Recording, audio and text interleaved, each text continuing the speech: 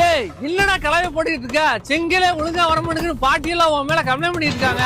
ஏண்டா கட்டிகளை மட்டும் கரெக்டா தண்ணி அளவா ஊத்தி குடிக்க தெரியுதுல, அதே மாதிரி கலவையில கரெக்டா தண்ணி அளவா ஊத்தி குலைக்க தெரியாதா?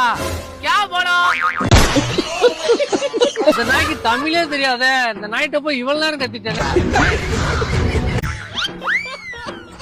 எல்லாத்துக்கும் தலையாட்டு.